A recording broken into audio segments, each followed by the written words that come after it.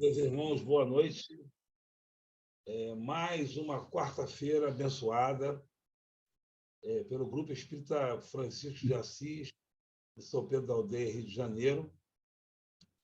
Estamos estudando as obras subsidiárias da doutrina espírita e, nesse momento, estudamos as obras da coleção chamada Evangélica, da Amélia Rodrigues, e começamos no primeiro livro dela, dessa coleção, que é Primícias do Reino.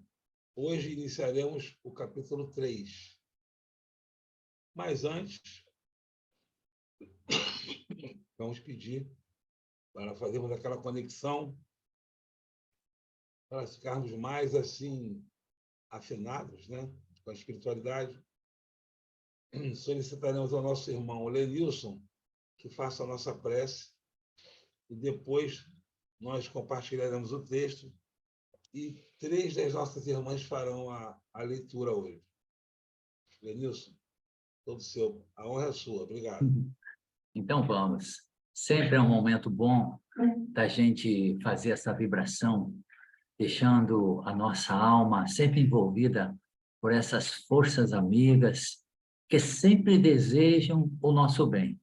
E quando a nossa intenção é de aprender, é de vibrar em outra sintonia, com certeza os amigos de luz estão aí, prontos a nos ajudar, a nos inspirar, a fazer essas conexões para que a gente possa também se recordar de outros momentos, fazendo essas interligações, que são muito importantes para o nosso aprendizado, para essa vivência.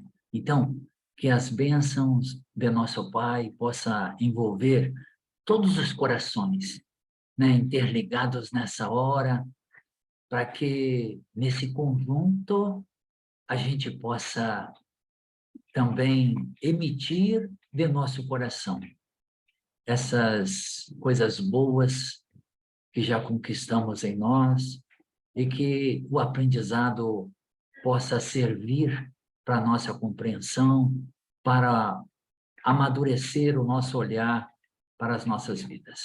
Assim, queridos amigos, que em nome de nosso Pai, possamos então iniciar esse momento de aprendizado.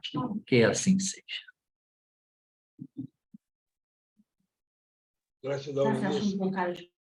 Gratidão. A gente aqui vai ver que realmente o estudo, o texto pode ser um pouco denso, né?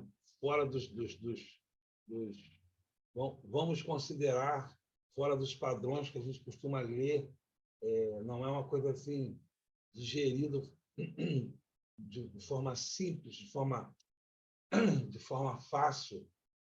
É uma coisa mais densa no sentido que é uma leitura mais rebuscada, uma linguagem mais profunda, mas quem conhece a Amélia Rodrigues sabe que com o tempo a gente vai pegando o ritmo, pegando o sabor, o entendimento do texto, né? A forma dela, a poesia dela, e aí a gente vai se afinando mais. É muito interessante o desenvolvimento dos textos da Amélia. Eu vou disponibilizar aqui, e as nossas irmãs que já combinaram antes, fiquem à vontade de começar. Pode começar. A hora que disponibilizar aqui. Então, eu vou dar início aí à leitura. Capítulo 3, o excelso canto. Aquele junho estava ardente, mais do que nos anos anteriores. O dia longo murchava lentamente, abafado, enquanto o sol, semi-escondido, além dos picos altaneiros, encandecia as nuvens vaporosas que o vento arrastava no seu carro pulverizado de púrpura e ouro. A montanha de suave aclive terminava em largo platô salpicado de árvores de pequeno porte, que ofereciam, no entanto, abrigo e agasalho. Desde cedo a multidão afluíra para ali, como atraída por fascinante expectativa, Eram galileus da região em redor, pescadores, agricultores, gente simples e sofredora, sobrecarregada e aflita. Eram judeus chegados da além Jordão, de Jerusalém, estrangeiros da Decápole. Misturavam-se as vozes nos dialetos regionais e uniam-se todos na mesma imensa curiosidade, feita de expectação e desejo. Esmagada pelos poderosos, experimentavam invariavelmente o desprezo da jactância e da presunção. Amavam-se aquelas criaturas na sua dor e necessidade. Interdependiam-se. Aquele rabi que os alentava era o rei aguardado há séculos. Carinhosamente esperado, que os libertaria do opróbrio e da servidão. Ouviram-no e o viram mais de uma vez e constataram que jamais alguém fizera o que ele fazia ou falara como ele falava. Acorreram de toda parte, das redondezas do lago e dos campos, das cidades distantes e das aldeias para ouvi-lo. No ar pairava algo especial. O azul doirado dos céus confraternizava com o verde, queimado da terra, e a brisa cariciosa chegava do mar, das bandas e contraforte do Hermon, que se alternavam, para espraiar-se pela imensa planície do Esdrelon, trazendo o acre doce odor do solo crestado. Eu continuo, não sei até onde me avisa se é para fazer tudo. A montanha em sua grandeza especial é também um símbolo, o filho do homem que desce aos homens, vencendo as dificuldades do mergulho no abismo, e do homem que sobe e conduz os homens por sobre escarpas lacerantes até o seio de Deus. A montanha também é destaque maravilhoso na paisagem. Galgar, subir a montanha, pode significar vencer os óbices, que perturbam o avanço da jornada evolutiva. Descer, deixar o monte, é não considerar o empecilho de refazer o caminho, alongar as mãos em direção dos que ficaram tolhidos na retaguarda. É muito áspera a descida aos homens para erguê-los a Deus. Perder-se entre as querelas humanas para encontrar os espíritos e perturbação na noite das necessidades aparentes e resplandecer em madrugada sublime, guiando-os por sobre os escombros da véspera, a fim de subirem até o planalto onde brilha, permanentemente, o sol do claro e demorado dia. Descer sem decair. Os homens suscitam obstáculos onde existem opiniões, levantam cerros onde estão convenções. Esquecer-se vir até os que se debatem nas questiúnculas que vitalizam com desconcerto emocional e sofreguidão. Dar-se e entregar-se de tal modo que seja comum a todos, mas a nenhum igual. Este, o díptico, subir, descer, subir sem abandonar a baixada e descer sem esquecer os cimos. A montanha era uma montanha qualquer, e o poema que ali seria apresentado jamais foi ouvido. Nunca mais será ouvido em qualquer época equivalente. A evangelista Mateus assevera. Márcia, vamos deixar a Rosângela ler o restinho agora? Muito obrigada. Nada.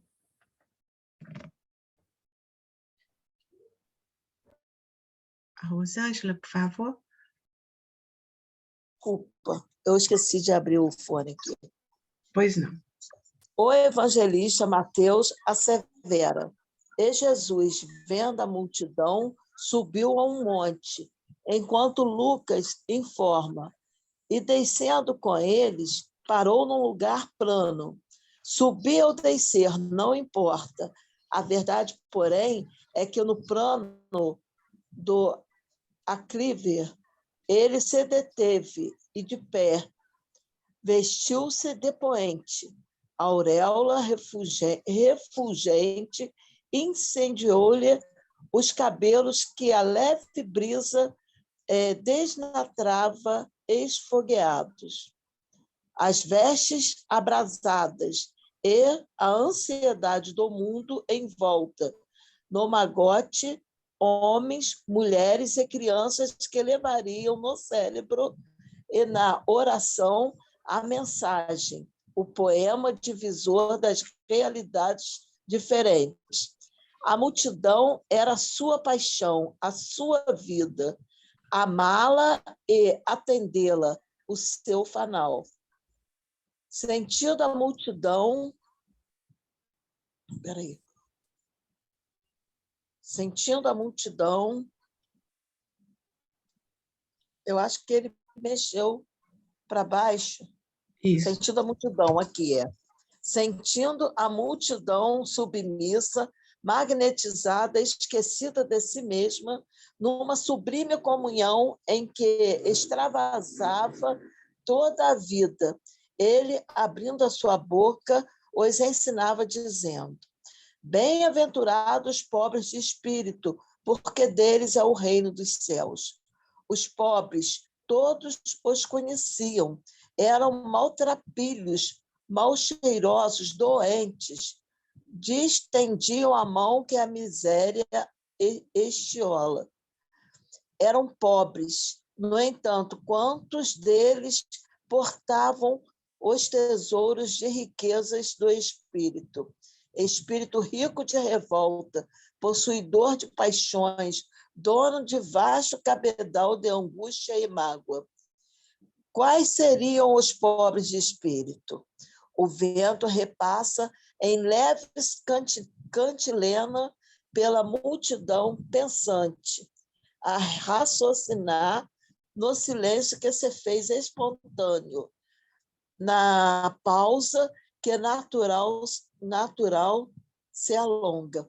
Os ricos possuem moedas e títulos, propriedades e espíritos ricos, de ambições, de orgulho, de misoneísmo. Os pobres de espírito são os livres de posses e ambições, amantes da liberdade, pugnadores dos direitos alheios, idealistas, cultores da verdade, preparados para a verdade. Sem peias atadas à retaguarda, sem imãs atraentes à frente, semelhantes ou simples, desativados... Não, peraí. Semelhantes aos simples, desataviados e às crenças inteiramente livres, candidatos ao reino dos céus e súditos dele, desde já. Inocentes porque venceram com o tributo das lágrimas e o patrimônio dos suores. Ressarcido o débito, lavadas as mazelas, puros, portanto, sem a vacuidade do eu, predisposto à autodeliberação, à autossublimação, livres dos resíduos do mundo, não consumidos, não afligentes, com todos, ao lado de todos, sem ninguém, não amarrados aos outros, às convenções dos outros, pobres de espírito. Continua? Obrigada. Não, está ótimo, Rosângela. Agora o Joubert vai comentar. Muito obrigada. Nada.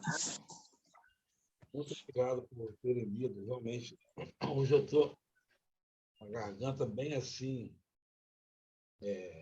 comprometida. Mas vou tentar falar aqui. O tempo todo, a Amélia pontua a questão do pobre de espírito, que muitas vezes o vulgo, né, nós, assim, o popular, fala assim: olha, fulano é um pobre de espírito, coitado, né, como se fosse uma pessoa ruim. Né? Então, a gente viu, né, esse termo pobre de espírito ser associado muito à pessoa que é uma pessoa que tem dificuldades morais. Fulano é pobre de espírito. Você já sabe que a pessoa é uma pessoa que tem muita deficiência, que tem algum tipo de equívoco ali moral, né? E a Amélia vem trazendo a verdadeira noção desse termo, onde Kardec já trabalhou isso também muito bem, mas a Amélia vem trazendo isso na questão do monte, né? Dos que estavam ali, e Jesus ali esteve com eles e desceu com eles, né? Ele foi lá, até onde eles estavam, foram para um platô, Jesus mandou o seu divino recado, que o texto está chamando do excelso canto, o canto do Cristo, e ele transformou esse texto, esse convite, né, a um convite da nossa reforma.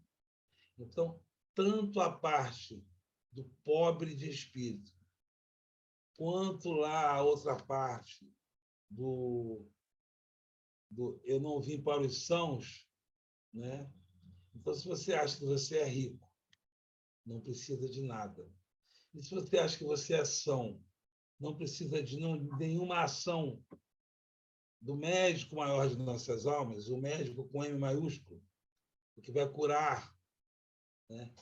Se a pessoa acha que ela tem essas características, é uma questão de orgulho, uma questão de vaidade. Ela acha que ela é.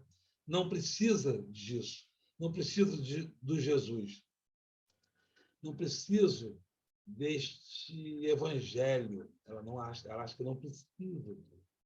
Então, ela é, vamos dizer assim, como poderia dizer, o texto não fala, mas rico de espírito, né? Então, ao contrário do que o popular acha, o rico de espírito realmente é uma pessoa que precisa do evangelho.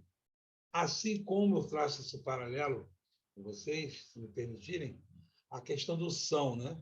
Porque se a pessoa se acha sã, não precisa de médico, porque ela acha que está curada, que ela acha que está bem, ela acha que está na sua plenitude de saúde espiritual, ela realmente não está enxergando, ela está no mundo de ilusão, porque se a gente está imerso na carne, num planeta de provas e expiações, com todas esses desafios que a gente vem trazendo, nós sim precisamos do médico e sim precisamos entender que o pobre de espírito é aquele que se permite que o Cristo, que o Evangelho preencha a sua vida.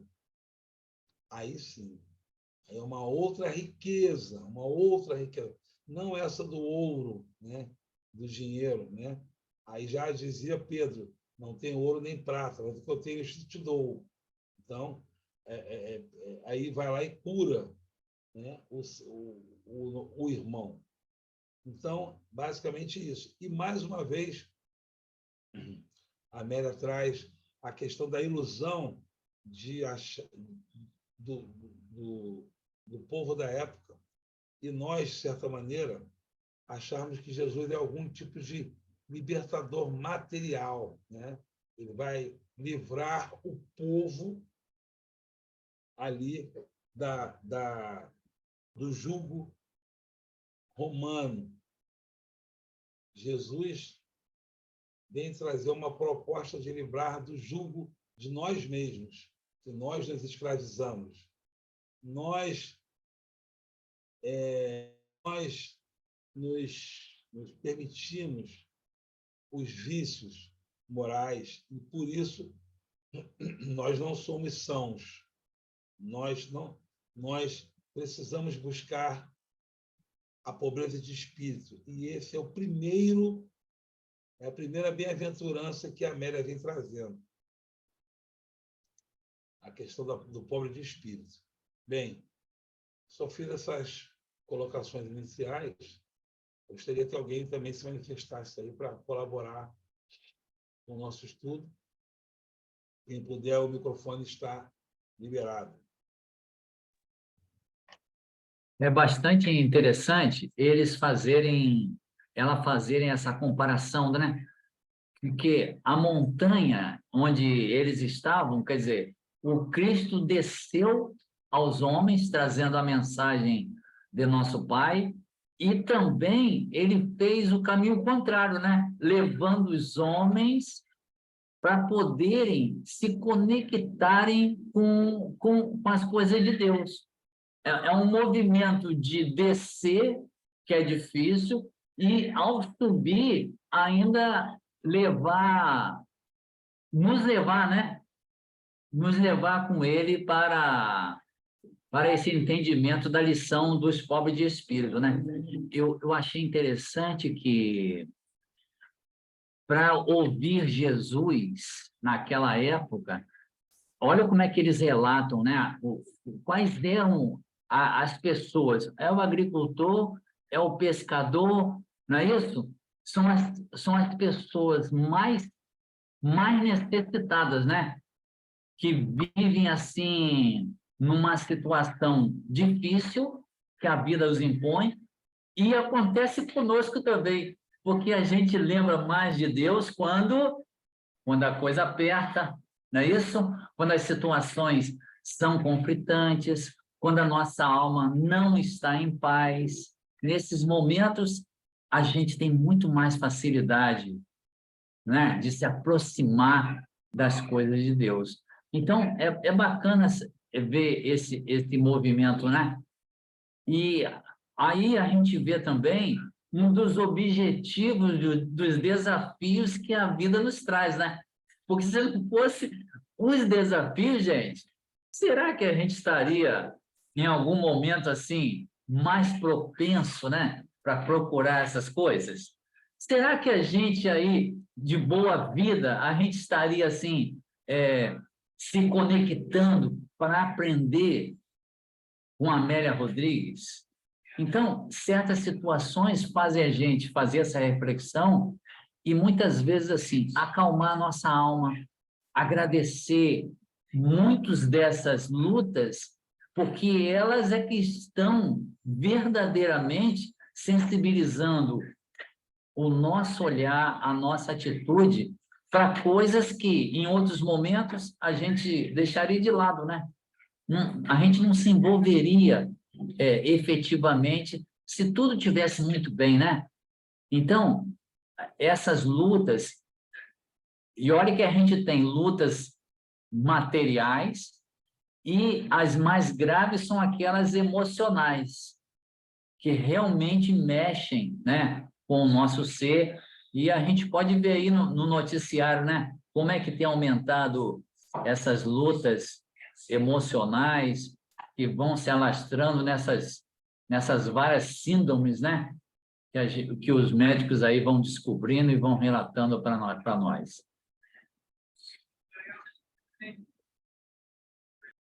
Gratidão, Lenilson. Muitas lembranças, muitos apontamentos importantes, sobretudo a questão simbólica da montanha, né?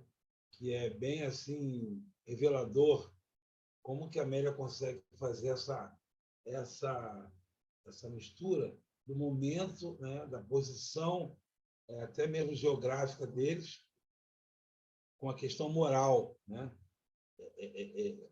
Para que você pudesse alcançar o Cristo, você tem que se elevar, ir para a montanha moral, né? Montanha espiritual, vamos dizer assim.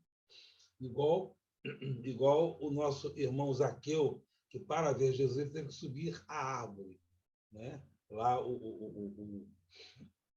a árvore para ele poder enxergar o Cristo. Ele era uma pessoa de baixa estatura, né? Então nós também no nosso turno, já despertando para o Evangelho, compreendendo os desafios diários da nossa vida, reconhecendo as nossas dores, que a gente mesmo criou, reconhecendo que não podemos ser esses ricos de espírito, que a gente está aqui nessa provocação de rico de espírito, no sentido de não precisar de nada. E justamente quando a gente está no aperto, a dor é uma ferramenta. Assim como o filho pródigo, se o filho pródigo não sentisse tudo que ele sentiu, não passasse por tudo que ele passou, ele continuaria naqueles equívocos. Então, o freio, a limitação, né? Aquele ajuste que a gente tem, aquela paralisação momentânea, é a misericórdia do Pai para que nós não nos comprometamos ainda mais moralmente, né? E aí vem a dor, e vem o entendimento. Gostaríamos de dar boa noite a Luciane, que chegou aí durante o estudo, e a França está chegando aí. Alguém quer comentar mais alguma coisa? Quer trazer alguma coisa? Boa noite. É interessante mesmo, acho que um dos pontos mais delicados do texto, além de Amélia Rodrigues nos reportar na atmosfera daquele momento, que é bonito ela fazer isso, né?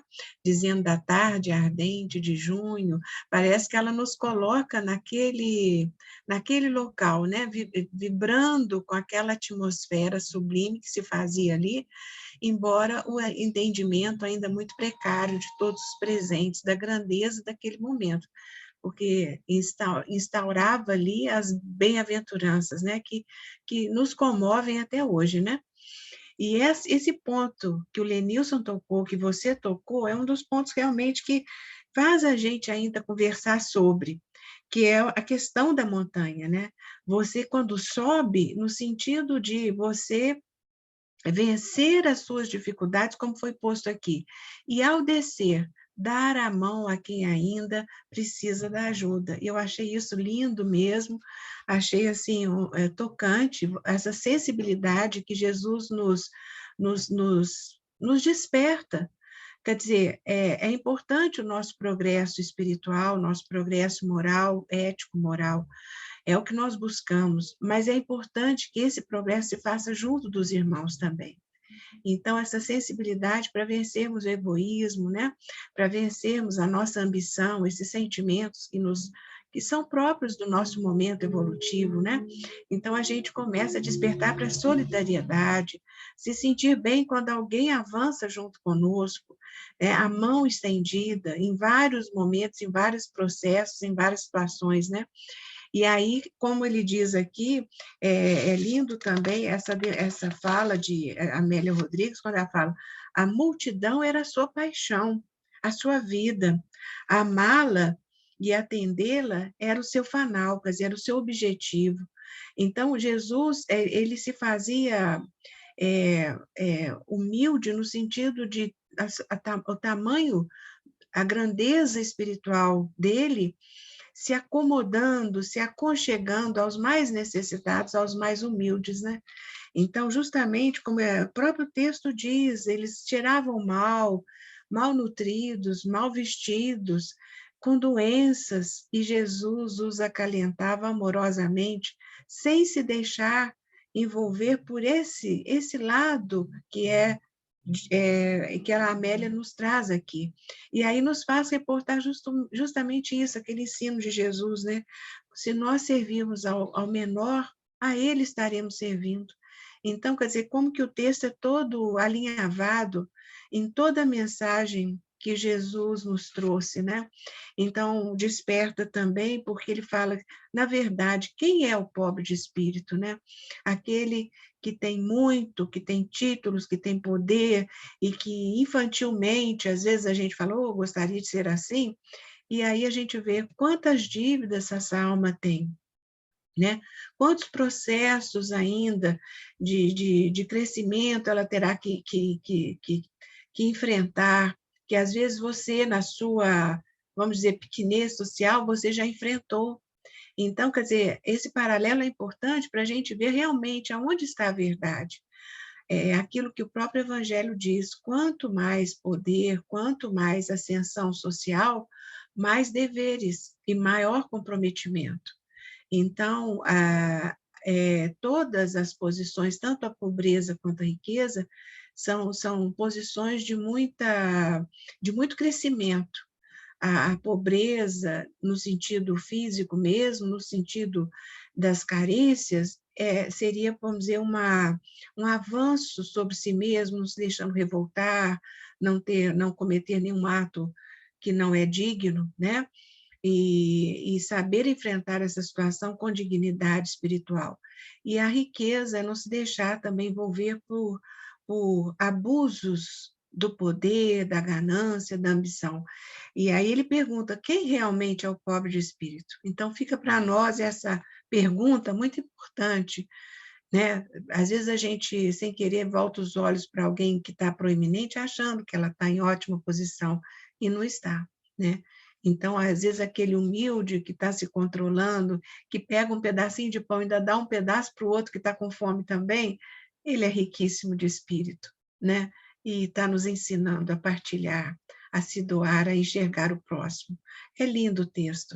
Muito obrigada. Bem interessante que cada um aqui dá um colorido, né, diferente, traz uma verdade sua e coloca na interpretação pessoal que vai encaixando, é como se fosse um Lego, né? Aquele brinquedo Lego, vai encaixando, e aí Alessandro, ou Lenilson, né? Cada um aqui colocando o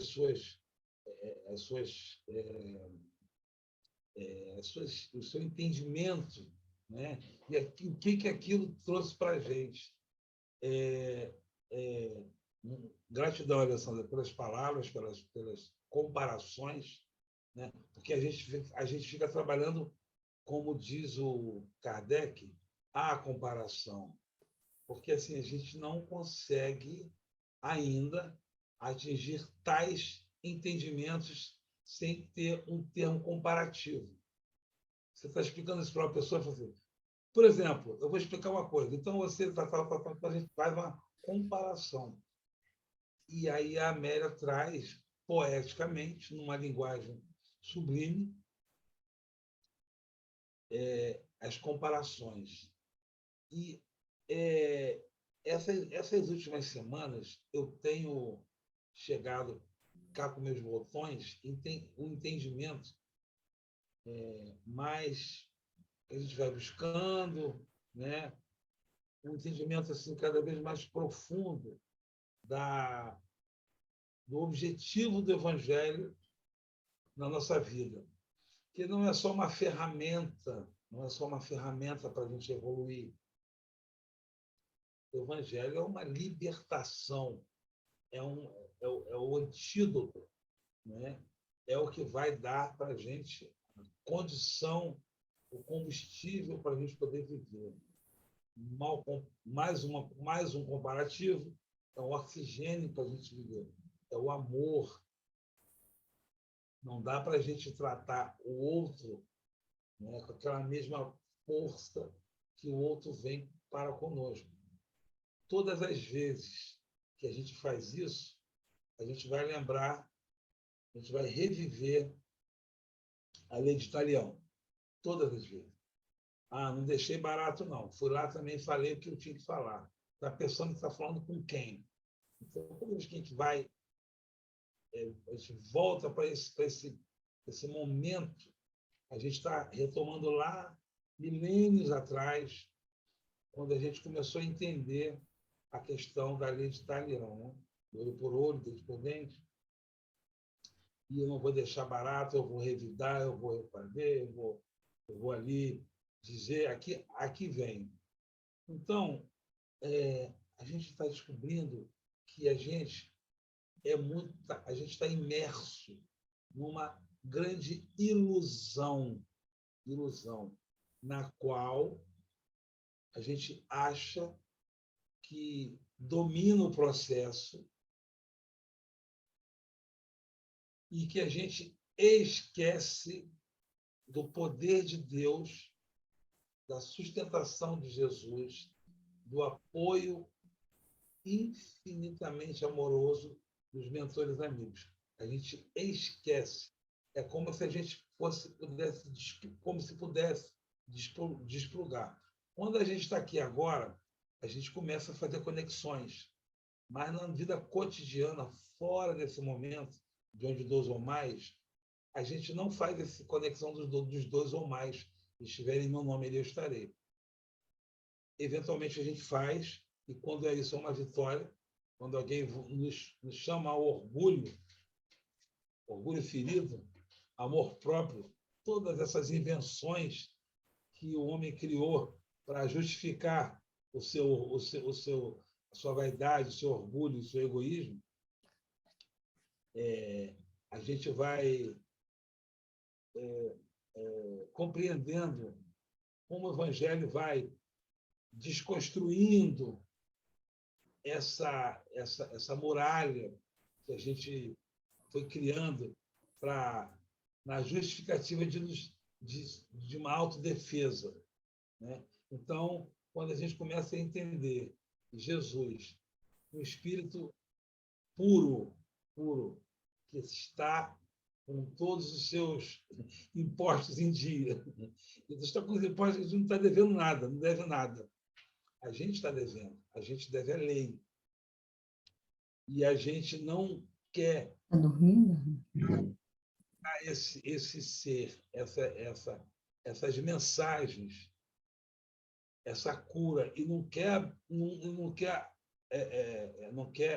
ativar essas leis em nossas vidas, a gente está no caminho da ilusão o tempo inteiro.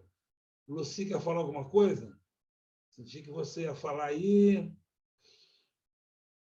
Talvez. Não, é que pegando ali um gancho no que o Lenilson falou lá, que é no momento de dor que a gente mais se aproxima, né? E também os desígnios de Deus, que para nós são insondáveis. Hoje eu li um depoimento de um policial contando uma história, que foi o seguinte: houve um tiroteio, alguns ficaram feridos de lado a lado, e, de repente, chegou a mãe de uma senhora, e disse para eles que tinha havido um tiroteio e que ela queria saber quem tinha atirado no filho dela. Aí ele disse: olha, eu não posso saber, isso aí vai ter que ser feito, vamos ter que ver a arma, não vai. Ela falou: não, porque eu quero só dizer obrigado. Ele disse que ele ficou tão espantado com aquilo, que ela disse: olha, desde muito novinho eu lutei com esse problema dele sempre, eu não conseguia trazer ele para o lado certo, ele nunca me ouvia e tal. E agora ele não vai andar mais, mas eu vou dizer uma coisa para vocês. Eu reencontrei o meu filho, eu agora estou trabalhando com ele, eu agora estou próxima dele, porque com essa dor eu consegui ter essa aproximação. E a gente não sabe no nosso dia, no nosso todo dia, essas coisas que nos parecem tão ruins. Então, ela disse: eu queria agradecer, saber agradecer, mas realmente eu agradeço todo dia a Deus por esse momento que foi tão difícil para ele, mas pela primeira vez ele me chama de mamãe com mais carinho, pela primeira vez a gente consegue. Eu fiquei impressionada como os caminhos que Deus nos dá para trilhar, como eles são insondáveis, nos parecem ruins, mas, na verdade, muitas vezes o caminho é aquele que vai ser o melhor, porque é mais lá na frente. Então, lembrando isso, realmente, que o Lenilson falou, os momentos de dor acabam nos aproximando, não só uns dos outros, mas nos aproximando mais de Deus. Era isso, gente. Nossa, que forte isso, hein? Forte porque coragem da mãe, né, de compreender que a dor pode sensibilizar o filho, né? E isso vindo de uma mãe é muito mais É verdade. significativo. Não, realmente, é verdade.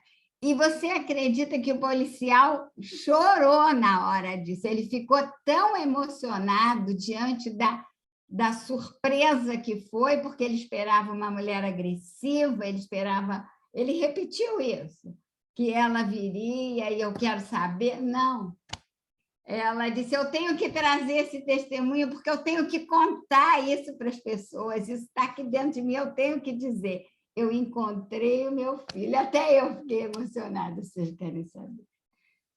É interessante. Bom, muito bom. O poder do evangelho confunde, né? Jesus já dizia isso, né?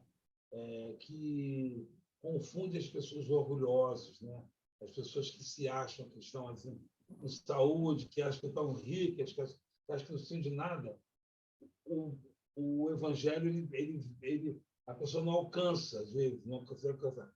E na dor ali, ela consegue estar no momento de absorver essas verdades. Muito obrigado pelo seu depoimento aí. A Alessandra quer falar. Eu achei linda essa história também, Luci. E aí você está comprovando por que o estudo do Evangelho é inesgotável. Olha só, quanto mais a gente estuda, mais a gente descobre caminhos, descobre nuances, né? Que vão nos despertando a alma para verdades, às vezes duras, mas necessárias, e de crescimento, o crescimento mesmo diante da dor, né? Bonito isso, por isso que o estudo do Evangelho nos emociona a todos, porque ele fala da nossa vida, do nosso entendimento, do nosso progresso, né? Da visão nossa que vai mudando.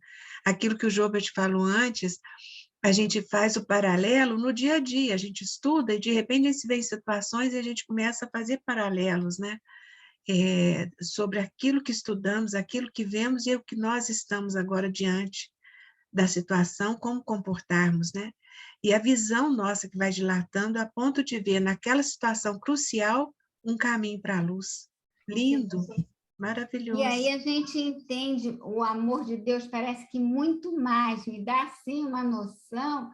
Nós não conseguimos entender o amor de Deus, a gente não entende. Meu filho fala para mim, mamãe, não adianta você querer pensar, porque você não sabe. Mas, na verdade, a gente entende que esse amor é muito enorme. Ele diz, ainda tem esse caminho, olha, vai por aqui, vai ser assim, eu ainda te ofereço essa oportunidade. E é capaz de isso, mesmo que você não aceite, ele te dá outra. Adiante, ele te dá outra, uma outra forma. Isso é que me deixa amando mais. É isso aí, gente. Engraçado vocês falarem isso, que é uma ferramenta, né? O Emmanuel fala muito sobre isso. É como se fosse um cinzel trabalhando o diamante, ele bruto, né? Até ele ficar naquele formato lindo, né? Então ele se refere cinzel, ele se refere até a Pedro, né? E Pedro não era lá considerado um pervertido da lei, um trânsfuga da lei. Pedro ali estava responsável pelo colégio apostólico, mas ainda assim ele precisou da força, né? Da ação do Cristo. E nós veremos em livros, em estudos posteriores, que Jesus aparece para Pedro anos depois da crucificação. Ele aparece para Pedro para dar aqueles conselhos, né? Ali, surpreendentemente. O amor do Cristo é surpreendente, nos surpreende. Boa noite, nosso irmão Lindomar Palmeira, chegando aí. Né? Boa noite a todos. Boa noite. A gente está falando aqui do Excelso Canto. A gente leu um trechinho, porque o texto é muito grande. a gente leu somente uma bem-aventurança, que é os pobres de espírito. E aí esse assunto vai render até o fim dos tempos, porque realmente a gente não vai parar de comparar, de desenvolver esse assunto, né? Então, a gente aqui está tentando desenvolver.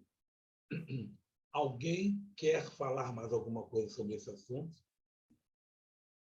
Posso falar, Júlio? Posso falar? Deve. Pobres de espíritos, eu acabei de fazer um estudo agora do Evangelho no outro grupo, por isso que eu chego agora. Boa noite a todos. Buscais e achareis, né? E eu não sei se eu já falei para vocês das 4 valências que Deus dá ao espírito. Não sei se eu já falei para vocês. E eu tenho isso como crença. Primeiro é pensamento, segundo inteligência, vontade, e a quarta matriz do espírito é a vontade, é o sentimento, é o campo do sentimento. Eu estava falando lá. O pensamento é onde nós espíritos, nós vamos fazer toda a comunicação, vamos sonhar, nós vamos arquitetar tudo. Aí vem a vontade, vem a inteligência. A inteligência é que vai colocar o projeto para andar. É o trabalho, é o desenvolvimento do espírito. Aí vem a vontade. A vontade é a mola propulsora do espírito. Aí vem a matriz, o amor. Aí eu vi vocês falando, aí eu peguei o gancho. Jesus, quando ele vai, ele fala, ele desencarna, e ele não abandona os apóstolos, tanto que ele ficou de olho em Paulo e Saulo. Quando ele aparece para Saulo, ele fala assim, olha só, tu vai cooperar com o meu evangelho. Vai lá que Ananias vai lá e vai curar os seus olhos. E Paulo vai à casa de caminho procurar Pedro. E Paulo quase morre. Iam matar Paulo, porque era Saulo, ele matava, ele perseguia. E ali Paulo começa a ver o amor, ele não entendia. Ele, como Saulo, ele mata Estevão, que era irmão de Abigail. E quando ele vai perseguir para matar Abigail, e Abigail já teria se convertido ao Cristo, e Jesus fala, Paulo, por que você me persegue? Então, por que eu falei isso? Porque eu vi vocês falando do amor do Cristo.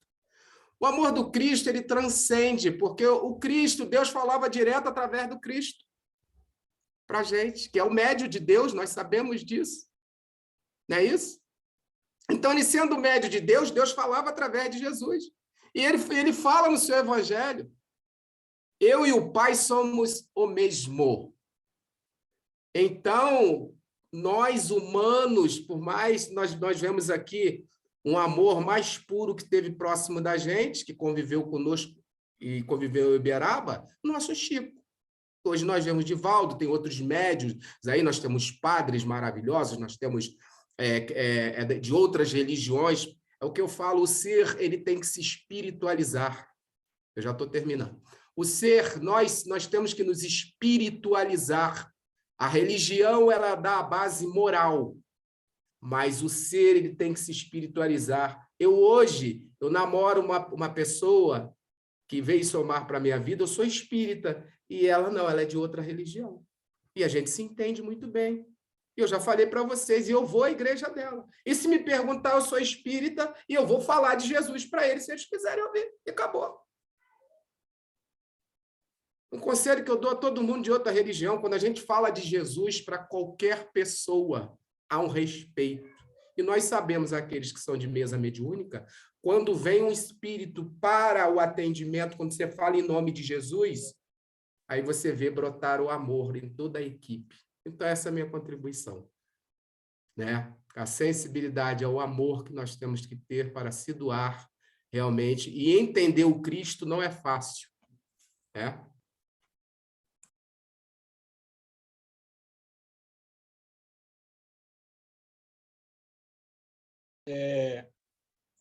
E o... Trouxe uma contribuição a gente não... Muito obrigado, Lindomar, pela contribuição, pelas colocações aí. Você vê que cada um é um Lego, né? O Lego do Evangelho. Cada um estou aqui brincando aqui, cada um vai fazendo uma peça e a gente vai encaixando essa grande coisa aqui. Rosângela, desculpa, pode falar, meu amor. Não, tudo bem, eu que peço desculpa porque eu cortei, mas o que me chamou também assim atenção, né, foi aquela parte que até a Ali falou um pouco também, né, dos pobres, né, das pessoas que estavam doentes, sujos, né, com as suas vestimentas sujas ali, né? Então eu vi naquela parte a questão do acolhimento. Jesus também ele veio nos ensinar essa parte de acolher o outro, né? Que a gente está estudando, a gente está aprendendo, então a gente está aprendendo também essa parte que é uma parte muito muito importante, que às vezes o outro precisa de apenas uma palavra, um olhar carinhoso, entendeu? Um abraço, né? Outro dia mesmo eu cheguei aqui no portão do condomínio, aí tinha um rapaz, esses rapazes que catam garrafa no lixo, que catam as coisas. Aí eu me deu vontade de falar com ele. Eu falei, oi, boa noite. O que o senhor está pegando aí no lixo? Aí ele estava me falando das garrafas, aí me mostrou o saco de garrafa dele, aí quebrando os baldes para poder... Aí eu comecei a conversar com ele e foi uma conversa boa. Quando terminou, ele me agradeceu. Né? Ele falou assim, poxa, a senhora é uma pessoa boa, a senhora parou para conversar comigo. Poxa, isso é muito bom. Eu senti tanta assim, satisfação nele. Ele ficou tão feliz por eu ter parado para conversar com ele, né? Aí eu falei, moço, que bom, graças a Deus que o senhor tem força, tem saúde para poder, né, catar essa minha senhora, porque isso aqui é o meu sustento. E foi falando, só que eu estou muito doente e tal. Aí eu falei assim, gente, é mesmo? Aí eu falei para ele, então, desde agora eu já vou começar a orar para o senhor, tá bom? Pode ficar tranquilo. Qual o seu nome? Ele me deu um nome e eu ali mesmo comecei a orar por ele e ele me agradecendo por eu ter parado para conversar com ele. Aí eu fiquei pensando, poxa, às vezes uma pequena palavra, uma pequena coisa que a gente fala com carinho, com atenção, como que a pessoa se sente tão feliz, entendeu? Isso é uma questão do acolhimento. Jesus nos ensinou, né, também nessa leitura aí da Amélia, mostrando, né, o acolhimento dele com as pessoas, né, com todos nós. Então, a gente tem que levar esse ensinamento, além do amor, como o irmãozinho aí falou agora há pouco, a gente tem que levar também essa questão do acolhimento, de dar atenção um pouco às pessoas, entendeu? Eu sei que é difícil no mundo de hoje, né? A gente não sabe, mas a gente, sei lá, deu aquele toque no meu coração de parar e conversar com ele, e levamos ali uns 10 minutos, ele fazendo o trabalho dele e eu em pé do lado conversando. E aquilo me deixou bastante feliz pelo fato dele, né, se sentir tão satisfeito, tão feliz com aquilo. Eu entrei para dentro de casa super contente e orando por ele. Então, é um pequeno gesto de atenção com o outro, como que ajuda, né? Muito bom isso, entendeu? Então, temos que prestar atenção nesse ensinamento que foi Jesus que veio nos trazer também, né? Só isso. Rosângela, as experiências que a gente vive, isso que você trouxe agora para a gente é tão assim, sentir que isso é o Evangelho, isso é importante, porque às vezes a gente passa, como diz o Gustavo Popular, passa batido, né? A gente passa assim, não vê, não enxerga, e você ter enxergado, ter sentido, ter se sensibilizado, ter emocionado, né? E trazer essa experiência para a gente aqui, né? Dando mais um tempero aqui para essa noite do Evangelho, é muita bênção, gratidão mesmo, muito obrigado. A gente fica muito feliz com essa contribuição, com essa participação, com essa doação. Meus irmãos, nós só temos a nós mesmos no sentido de que o que a gente pode fazer não é só o dinheiro, não é só... Às vezes, a pessoa mesmo com limitação de saúde pode ajudar, né? Levando amor, levando palavra, fazendo uma ligação. Tudo bem? Como é que você está? Como é que passou o dia? Às vezes, a gente não quer ligar, tem preguiça de falar bom dia, feliz aniversário, boa noite. E, às vezes, a pessoa precisa desses toques de carinho, de amor, né? E aí é o Evangelho. Gratidão, Alessandra, mais uma vez aí. E aí, a continuação aqui do que o texto quer dizer, que eu achei assim, muito bonito, ele fala assim, né? Ele fala assim, e Jesus, vendo a multidão, subiu a um monte, enquanto Lucas informa, e descendo com eles, parou no lugar plano. Aí ele fala, subir ou descer, não importa. A verdade, porém, é que no plano do aclive, ele se deteve e de pé, aí fala, vestiu-se de poente. Nossa, isso aqui é de chorar. Isso aqui, um olhar um pouco mais... Chora. A auréola refulgente incendiou-lhe os cabelos que a leve brisa desnastrava, esfogueados, as vestes abrasadas e a ansiedade do mundo em volta. No magote, homens, mulheres e crianças que levariam no cérebro e no coração a mensagem, o poema divisor das realidades diferentes. Meus irmãos, as bem-aventuranças são uma poesia. Ela, a Amélia chama de canto, né? E aí o canto, né, Luci? Né, Luci? O canto é excelso canto. Quando a gente canta, a gente, né? E aí ela nos revela em outros livros, em outros capítulos, que Jesus cantava. Ele citava, né, diversas partes, diversos trechos do Antigo Testamento, né? Ele cantava verso e prosa ali, para fazendo essa conexão que ele era realmente o Messias esperado.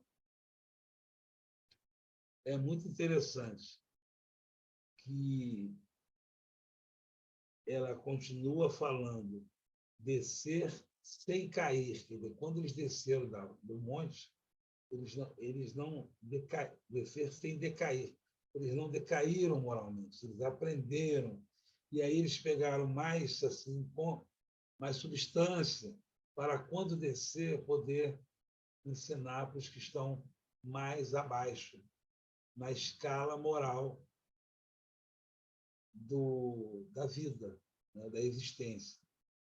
Então, esse texto, se a gente lê ele outras vezes, a gente vai pegar um olhar mais atento, muitas nuances de beleza, de poesia, de amor, e símbolos o tempo inteiro. E aí, bem-aventurados os pobres de espírito, porque deles é o reino de Deus, é o reino dos céus. Quer dizer, Jesus está trazendo essa coisa. Veja, a gente fala isso hoje com muita facilidade, como se fosse uma coisa qualquer. Bem-aventurados, porque deles é o reino de Deus. Bem-aventurados os pobres de espírito. O reino de Deus é dos pobres de espírito. Gente, a gente precisa entender o que é pobre de espírito. Precisa tirar essas máscaras, essas cascas, essas supostas proteções que a gente vem levando para não se magoar, né? Como se fosse uma couraça, um colete. Não quero me ferir, né? Não quero sofrer. Desculpa, não quero sentir dor. E Jesus, o espírito mais evoluído, já teve notícia entre nós, se despiu puro e passou pela dor ali, uma dor que a gente não tem como mensurar. E ele diz para Pilatos: se eu quisesse uma só palavra, os anjos me tirariam daqui. E ele não fala isso para poder dizer assim: olha, eu sou superior a vocês. Não. Ele fala assim: mesmo eu sendo o espírito que eu sou, eu vim aqui para ensinar para vocês, e vocês não querem aprender, mas eu vou ficar aqui com vocês. Quantos de nós tem essa capacidade de essa humildade de estar num contexto, veja bem, estar num contexto, saber que os seus argumentos são superiores àquele conceito e fazer silêncio, somente amar, expandir o amor. Quem de nós? Porque quando me provocam, eu viro aquela pessoa, né? O homem velho que fala com quem está lidando, vai saber, olha, eu tenho esse poder. Ou fala assim, ou pensa assim, coitado, não sabe que eu conheço o Evangelho tão bem, coitado, não sabe de nada. E aí a gente se coloca numa soberba, num outro patamar de ilusão de que naquele momento aquele ser pode não ter alcançado o que a gente conhece de Evangelho, mas em outros momentos nós também temos essas camadas de ilusão. Então, o tempo todo a gente é confrontado com verdades que não são absolutas. O Evangelho nos liberta, conheceria da verdade, ela nos libertará, mas essas verdades nossas são relativas. As nossas verdades são relativas. As verdades do Cristo são absolutas. Mas para atingir essa verdade do Cristo, a gente tem que ser esse pobre de espírito, tem que se despir, né? Se eu quiser falar com Deus, tenho que me aventurar. Né? Então, é essa simbologia, né, dessa poesia, que você quer estar com Deus, né? E aí o tempo todo, todas as bem-aventuranças vou usar uma palavra que está muito em voga, mas é esse empoderamento do espírito, dizendo: eu sou filho de Deus. Então, todas as bem-aventuranças é para conduzir o ser, revelar ele como filho de Deus. Vocês estão me ouvindo aí? Então, desculpa, tá, que apareceu um negócio aqui. Todas as bem-aventuranças são para nós nos reconhecermos filhos de Deus e assumirmos o nosso papel de filho de Deus, reconhecer que somos falhos, que somos ricos de espírito, para nos desnudar, desconstruir. Denise quer falar alguma coisa? Apareceu assim para a gente. Quer falar, Denise? Alguma coisa para a gente? Quero. Eu li esses dias uma frase bem interessante, né, a respeito do que você falou aí agora. Evangelizar é um mendigo contando para o outro aonde encontrar o pão. Eu achei isso bem interessante. Agora você falou isso, é só para... E eu gostei dessa frase, né? Na verdade é isso, né? A gente não se julgar superior, porque temos um pouco de conhecimento, né? Assim, entender que nós estamos aprendendo tanto quanto tentamos ensinar. É um eterno aprendizado, né, o Evangelho. Nós podemos ficar noites acordados, ler tudo quanto é livro e continuamos sendo um mendigo dentro do Evangelho. Né? E eu gostei muito dessa frase, né? Evangelizar é um mendigo contando ao outro aonde encontrar o pão. Boa noite, meus irmãos. Gratidão. Não me resta mais argumentos que não encerrar o estudo com essa frase, com esse entendimento, com essa certeza do Pai em nós, da presença do Pai, do Cristo, dos mentores ao nosso redor, aqui, sendo assistidos, amparados e nos dando essa substância, né? Para nós compreendermos. Ela vai tirando, né? Tem um estudo muito interessante do estudo que a gente vem estudando sobre zona lúcida, né?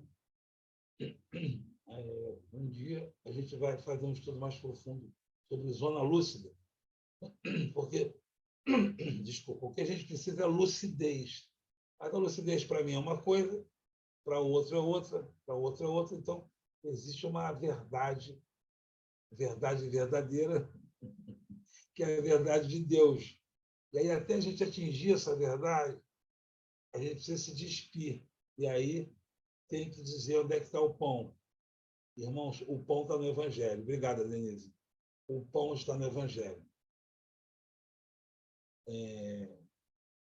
Quem poderia fazer a prece final para a gente poder encerrar o nosso estudo?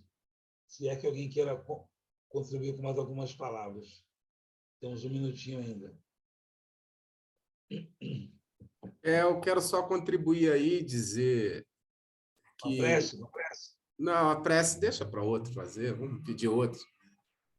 O que acontece, Gilbert? O Paulo só conseguiu ter sucesso depois que ele conseguiu entender o que era humildade. Então, Cristo veio à Terra foi para acabar com o orgulho mesmo, né? A gente sabe disso. O orgulho é que cega todos nós humanos. Foi o que você falou, a soberba, né? E de não entender a autoridade do Cristo. Eu tenho um amigo que é muito estudioso, e nós estávamos vindo de um sepultamento da minha ex-esposa. Aí, na casa, tio dela, ele foi e virou para mim, olha só. Todos se curvavam a Jesus, porque não era por temor, eu digo assim, não era por temor, era a autoridade desse Espírito. Olha que bonito, isso me arrepiou. Nós conversamos depois do sepultamento, né? E a melhor coisa que a gente vai conversar dentro de um sepultamento e depois do sepultamento a gente falar do Evangelho. Porque o Evangelho nós sabemos que não é de Jesus, ele é de Deus. Ele é o código moral de toda a humanidade e todo o universo. É o código moral. O Cristo só veio passar a régua aqui. Só veio passar a régua. Um bom ano novo para todos, né? Bom ano novo, muita alegria, muita paz, e que nós possamos, no ano que vem, dar continuidade, estudarmos e nos envolvermos cada vez mais com o amor, que o Evangelho é amor, gente, vamos viver o amor, né? E a gente vai estar próximo do Cristo e trazendo o Cristo cada vez mais para perto de nós, vamos trazer. Eu sou muito grato por essa oportunidade de conhecer vocês, tá? Muita gratidão. Acredite que a recíproca é... Muita gratidão. Denise, um beijo para você e na família. Você que me trouxe para esse grupo também. Te amo. Obrigada, meu irmão. Amo a sua família também. Te amo, meu irmão. Amo todos. Estou com saudade de você. Aproveita aqui, que depois eu falo no zap com você. Te amo, tá? Amo toda a sua família. Também te amo, meu irmão. Eu amo todos. E já amo essa família aí de Amélia Rodrigues também. É mais uma família. Você sempre com esse coração aí apresentando a gente o amor. Gilbert, pode escolher alguém para a prece aí. Senão, toda semana eu fazendo a prece, nós temos um monte de preceiros aí. Mas se ninguém quiser fazer, eu faço a prece, não tem problema. Alguém quer fazer a prece? Alguém que ficou quietinho, talvez, né, Márcia? Assim, de repente, só estou falando assim, vai aqui, né? Marilena, talvez. Não, não, não, não. Não, não, só sugestão. Falar Então, uma coisa? Eu posso falar uma coisa? Não é um elogio, isso é uma observação de muito amor e carinho. A Alessandra, eu já comentei com ela, com a minha digníssima aqui. A Alessandra, eu respiro e eu vejo nela o puro evangelho. Eu sei que ela não é vaidosa. Eu adoro a prece dela. Eu adoro a prece da Alessandra. então, Muito obrigada, meu irmão. É evangelho, você é evangelho puro. A Minha gente irmã, se esforça para entender, como disse a Denise, somos todos, né, aprendizes, adoro. oferecendo Adoro um sua prece. pedacinho de pão um pelo outro, um Eu para o outro, adoro. né? Eu acho que você é Vamos, uma eu acho que você é uma profunda estudiosa do Evangelho. Eu vejo isso em você. Você transpira o Cristo. Para mim, você transpira o Cristo. Eu vejo assim o Cristo. A sua oração toma um passe. Isso não é um elogio. Isso é gratidão. Porque muito obrigada pelo carinho. o espírita ele não pode ter vaidade. A gente não recebe aplauso. A gente não quer aplauso nem A gente reconhecimento. agradece a Jesus o carinho do irmão e de todos e busca realmente usar palavras, atitudes para vibrar no bem e no amor, né? Então, que bom que todos nós estamos nesse caminho, oferecendo essas vibrações edificantes, né? Nós vamos vibrar com Jesus para que Ele aproxime mais ainda dos nossos corações, nos fortalecendo na caminhada. Jesus, querido amigo, luz que nos aquece o coração, nos clareia os pensamentos e os caminhos, nos fortalecendo na luta diária, nos embates que nos são próprios.